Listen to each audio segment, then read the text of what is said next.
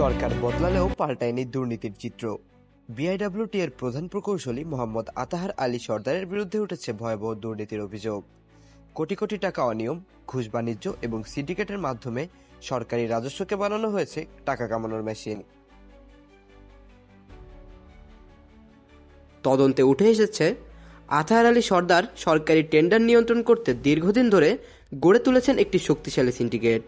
নিয়ম অনুযায়ী ইজিপি পদ্ধতিতে দরপত্র আহ্বান করা হলেও গোপনে তার নির্দিষ্ট ঠিকাদারের কাছে দরপত্রের তথ্য ফাঁস করা হয়।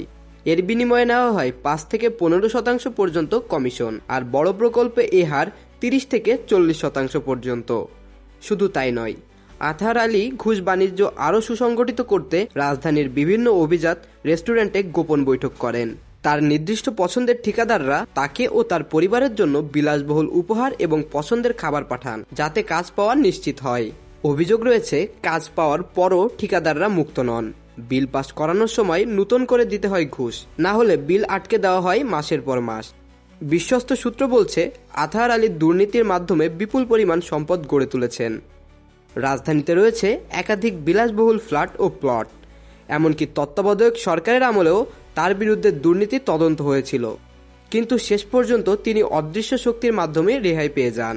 সরকারি কর্মকর্তা হিসেবে ঘুষ ও দুর্নীতির আইন দণ্ডনীয় অপরাধ। তাহলে আতাহার আলীর মতো ব্যক্তিরা কিভাবে এই অনিয়ম চালিয়ে যেতে পারেন? প্রশ্ন উঠেছে প্রশাসনের ভূমিকা নিয়ে। বিআইডব্লিউটিএ এবং নৌ পরিবহন মন্ত্রণালয়ের উচিত দ্রুত তদন্ত করে তার বিরুদ্ধে প্রয়োজনীয় ব্যবস্থা গ্রহণ করা।